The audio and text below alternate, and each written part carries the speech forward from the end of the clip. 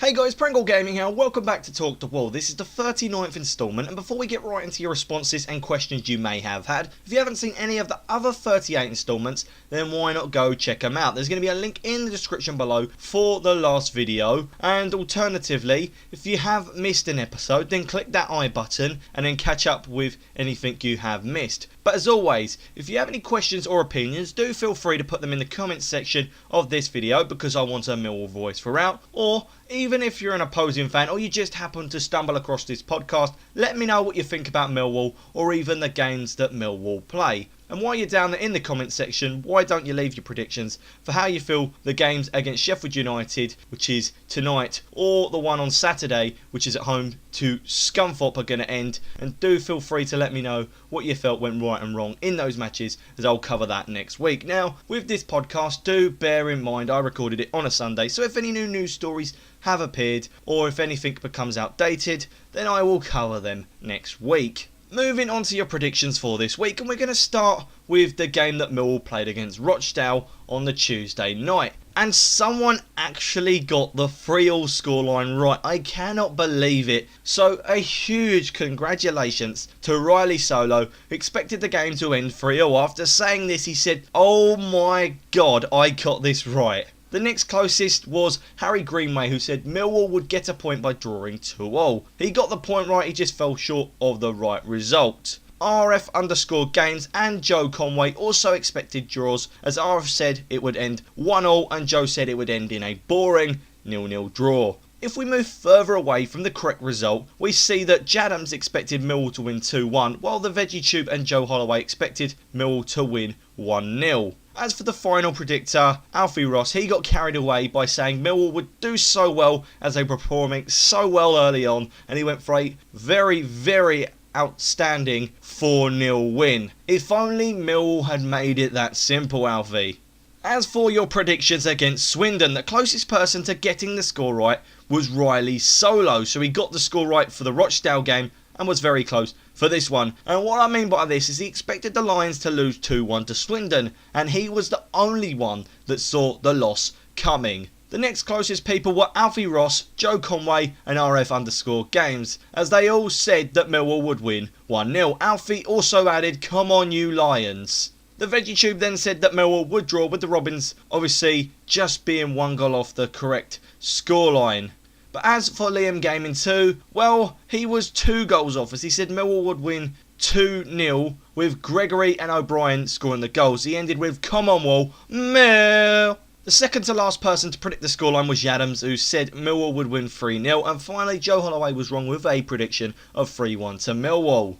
Last week I asked you guys a question, which was what Millwall player gets too much game time, and 4 people responded to this. The first was Jadams, who said Fred is getting too much game time as he's leaving soon, so we shouldn't play him if he's not going to play for the shirt. Now that's an interesting one. I thought that Fred would pop up, if I'm going to be brutally honest, because he's played so many games, and if he's just going to leave, I do feel that's a little bit upsetting. But let me just give you a little bit of a statistic here. Fred's played 46 matches, and well, that's 2 less than the Millwall captain Tony Craig, who obviously has the highest appearances because he's the captain, but Fred has just about the highest of appearances for a player that's not the captain, and I do believe that statistic was taken before the Rochdale game. Harry Greenway also said Fred, as he said Fred Onyema plays simply too much because he cannot shoot. Also, David Worrell plays too much in my opinion, as he's not a League One player. So, what do you guys actually make of that one?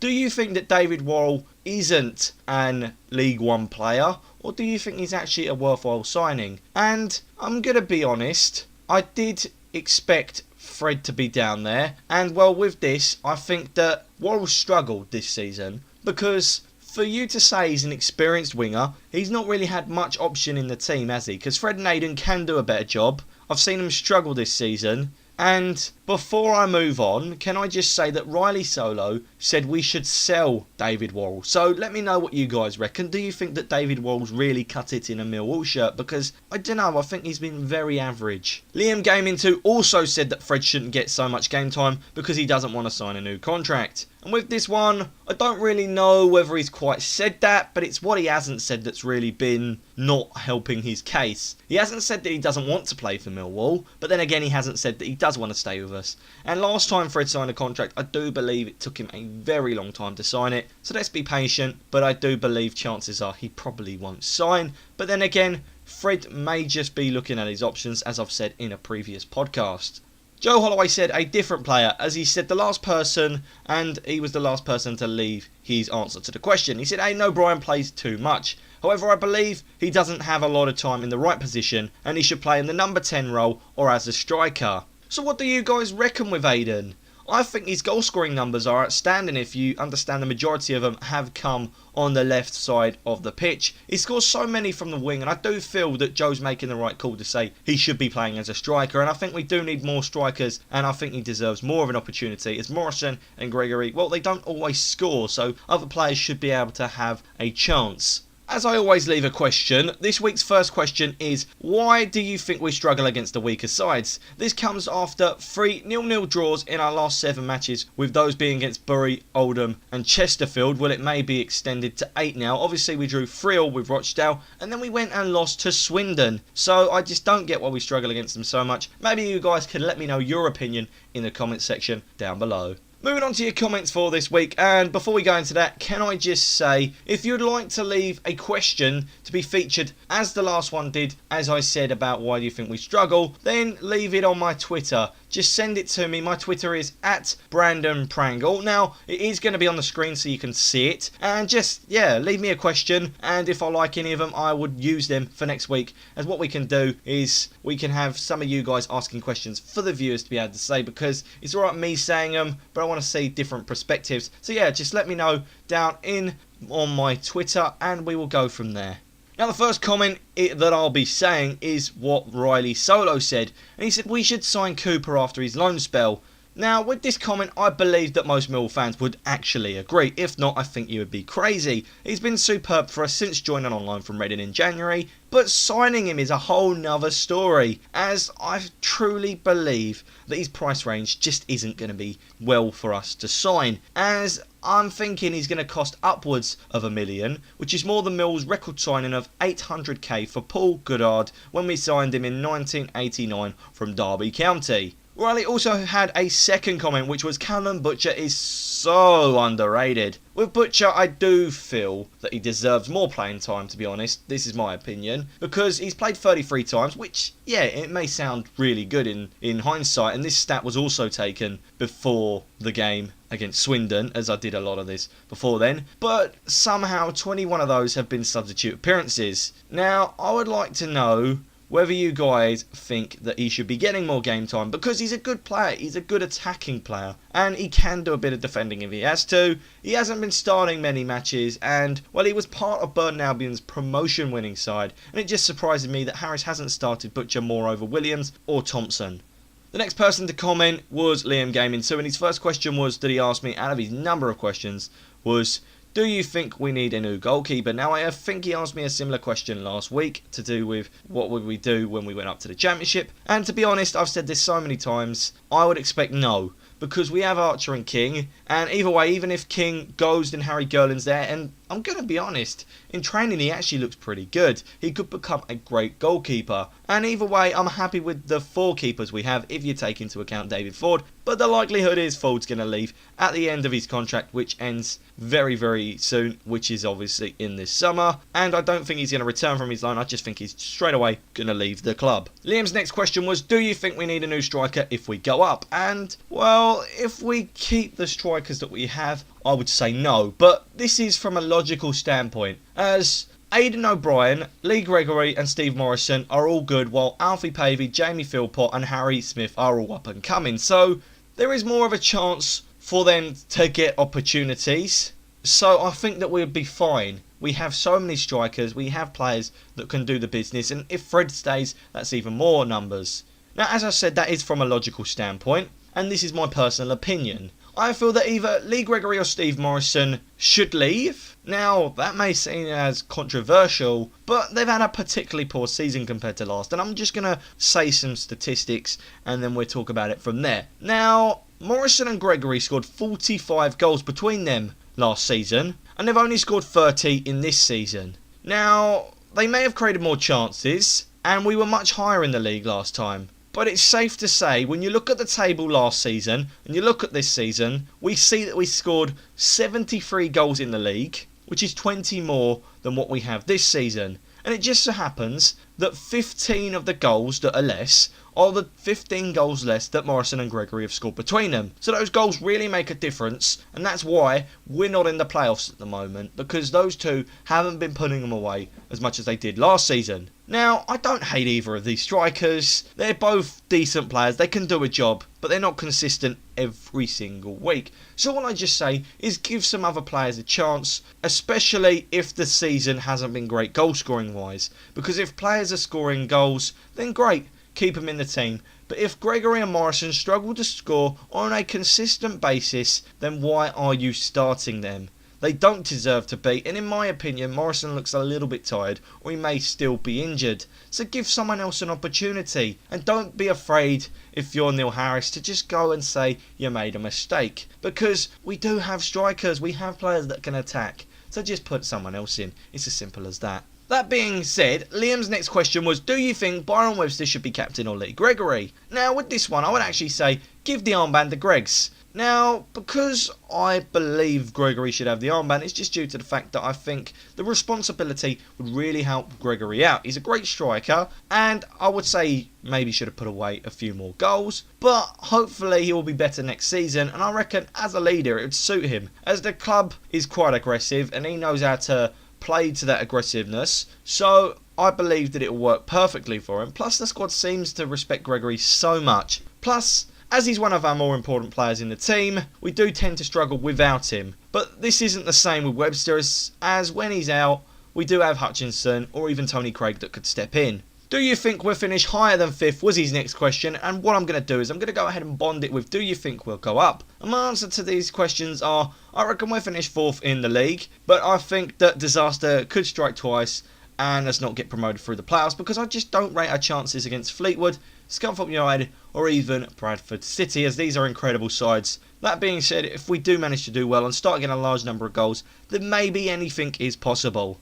Liam's next question was, do you think Fred will stay? And I'm going to be honest with this one, I do doubt he will stay, because we've heard many things about this and about his agent being the man that took Adoma Lookman to Everton, and to be fair, Lookman has had a great time in the Prem if you look at it. But either way, I will say that Fred has his contract running out on the 30th of June, which, let's be honest, is very soon. So if Fred is likely to leave, then again, I just don't know. I really don't. He may be looking at his options, so that could be another reason why he hasn't signed. And, well, we haven't quite been told whether he's going to or not going to. The silence is killing Millwall fans. And I know that some of us want him to stay, and some of us saying, yeah, don't let him stay, because if he's not going to commit to us, then what is the point? But he may just be looking at his options, I just don't know. Either way, Mill will look to be playing for a life without Fred, so maybe that's a sign that he could be leaving. But Jed Wallace looks like to have cemented his place in the starting 11, but I just think that's the fact he said that he wants to stay at the club, so potentially that's just what's happening. His next question was, do you think Jake Cooper will stay or go? And I don't know would be the simple answer to this, because it's just not one of these things that you can say yes or no to. Because like Millwall fans everywhere, they will be wanting him to stay. But as I mentioned earlier, I reckon it cost around about $1 million. So I don't know whether the club would pay that money, whether they would break their transfer record fee to sign a defender. I just don't know whether they're going to do it. Now, if we get promoted, I do reckon we'll try our best to get Cooper's services, but are we going to? I just don't know. In the Championship, we've been a better place. My advice is we'll have to see this one out and see what happens at the end of the season. Only people at Millwall know whether we're really going to sign Cooper or not, and I've heard a lot of people saying Reading will want him back. They have about 4 main centre-backs now.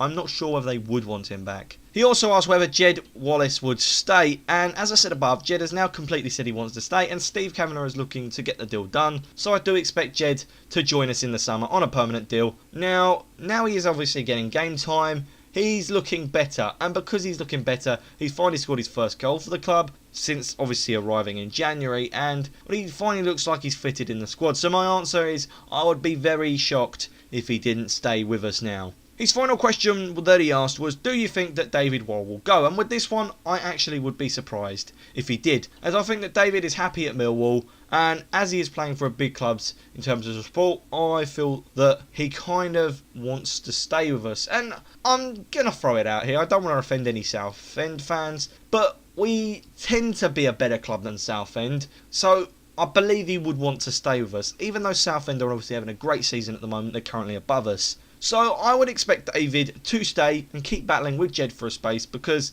it doesn't look like Aidan O'Brien is going to play on the right. So Wall should stay. He'll be battling with Jed for that spot. And let's just not forget that at the start of the season, he didn't look too bad. It's just he hasn't been so great. And obviously, he will be the first to say he hasn't had the best of seasons. Liam then ended with a number of songs. Those were Lee Gregory, Lee Gregory, Lee Gregory, Lee Gregory. Then he added, he's one of our own, he's one of our own. Ben Thompson, he's one of our own. Following that he said, super, super nil, super, super nil, super, super nil, super nil Harris. And then he ended with, no one likes us, no one likes us, no one likes us, we don't care, we are Millwall, super Millwall, we are Millwall from the den, Moo.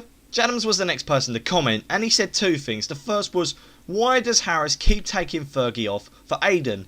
If you want a pointer, then bring Aidan on. If you want a guy who can put a quality ball into the box, then keep Fergie on. Also, TC is an amazing left back, and I love him there. So with this one, I completely agree with you on Ferguson has a perfect delivery into the box when he chooses to cross. But my only worry is that Aidan O'Brien doesn't always tend to cross, and because of that reason, I just think he should be a striker. But because Morrison and Gregory are seen as, well, higher players of some sort, because they can't get dropped even after a bad, inconsistent couple of performances, I think it's slightly unfair, because Aidan scored a lot of goals this season. He should be playing as a striker because he can capitalise on the amount he's scoring. He could be a 20 plus goal scorer in a season if he gets the opportunity up front. But that being said, if you put him up front now, I don't think he'll do as great because he hasn't been given the opportunity consistently enough. Jadam's other question was, or comment was, the 3 games against Rochdale, Swindon and the upcoming game against Sheffield United was so important. We have to get at least 6 points, otherwise I worry that we're even going to finish in the playoffs.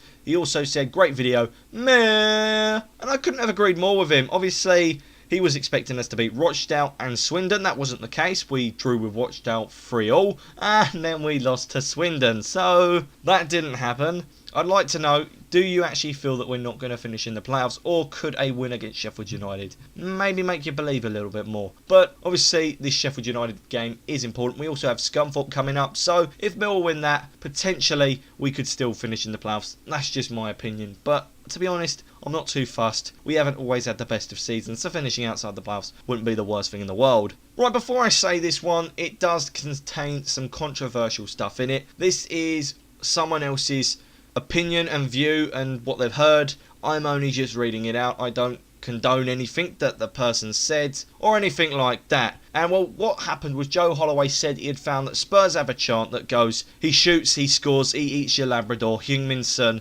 Heung-min Son. And he said, and we're racist. Now, as I said, I don't condone if someone actually said that. That's a disgraceful thing to say. And if that's Tottenham fans saying that, that's even worse, because he's a quality player. You can't be saying things like that. But either way, I don't know whether Millwall or Spurs were racist at all. But I just do hope that the people that said these things are caught, because if anyone says a chant like this, it is racist, and that is very, very poor of a human being to do that. The final comment was by RF_games, and it was, what position do you think we need to improve on the most if we go up? Now, if you was listening earlier, you would have heard me read some statistics for strikers. So I do think it's safe to say that if they continue on the same numbers for scoring, that we need another player who can score some more goals, other than Aidan O'Brien, because of course he's a winger and he doesn't get enough time as a striker. But obviously, if we could get another striker in that could actually go ahead and score enough goals to actually be considered as a number 1 or 2 as a striker, as we play with 4-4-2, then I feel that I'll be quite happy,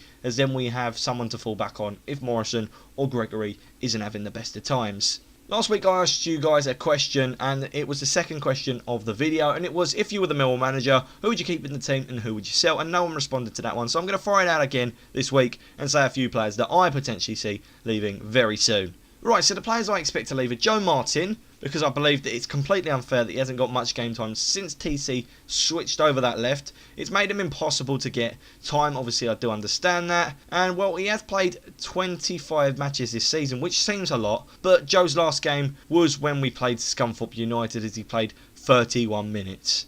Fred Onyema, because I doubt he will sign a new deal, and if I'm going to be completely honest, he's been taken out of the team and replaced by Jed, so I feel that isn't a coincidence. Jimmy Abdou is the next player, as I feel that he's just getting older and he's getting overlooked for a position in the team, which, to be honest, he's not really warranted one. He ain't been that great this season. And so I reckon that Harris will have to let Jimmy leave soon, but I feel that in the next 2 years, potentially, because Jimmy's been a great servant of the club, so he's going to be hard to see him leave. I also believe that one of Steve Morrison or Lee Gregory will be leaving soon, as Morrison has started to get angry with the fans and is lacking in the goal scoring front. And let's be honest, with this one, if you're not getting any younger and you're not scoring, soon you are going to be replaced by a younger player. But with Gregory, I feel he is less likely to leave, because if Millwall were to spend a big amount of money on a replacement for Morrison, then maybe he would, but I just don't see him leaving, because obviously we brought him to the Football League. I'm also going to have a third question for this week, but really it would have been the normal second question. And what it is, do you think that players are struggling, should be able to keep their place in the team, or should be dropped? This comes after Lee Gregory and Steve Morrison always seem to keep a position unless they're injured. Let's take a look at this week's players out on loan, and we're going to start with Greg Wild's Northampton Town, who drew 0-0 with Oxford United, with Greg coming on in the 62nd minute as a substitute.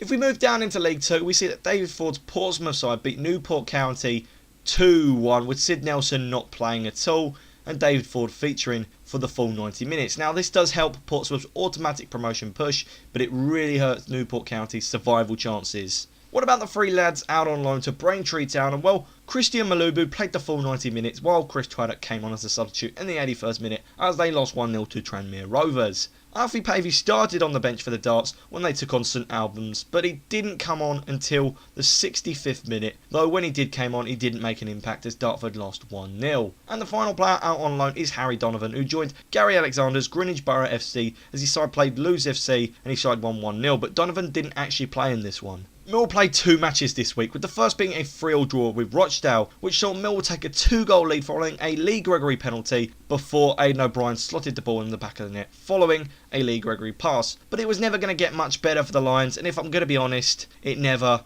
really helped that they took a 2-goal lead, as they conceded in the 33rd minute after the ball being chested down to Nathaniel Mendez-Lang, who hit the ball on the half volley to start Rochdale's scoring spree. And just before half time, they also went and levelled the game as Dale captain Ian Henderson slotted the ball into the back of the net following a rebounded shot. Then after the 54th minute, it would be Rochdale who would take a 3-2 lead over the Lions after Callum Camps' shot beat the Lions keeper on the near post. But then Millwall would need a hero, and well, their saviour was Jed Wallace, as he scored his first goal of the season after a Lee Gregory shot bounced down to him, meaning he would make the game finish 3 apiece. And well, just something to add, Wallace did almost get a winner late on. As for the match against Swindon Town, Millwall lost it 1-0 after a late goal which was scored by Connor Thomas following a parry shot, but apart from that there wasn't really many chances in the game that actually were clear cut, and so I don't really have much to talk about with this one, so let's just get into the player of the week. And I'm going to say that Lee Gregory is the player of the week, and this is solely due to the fact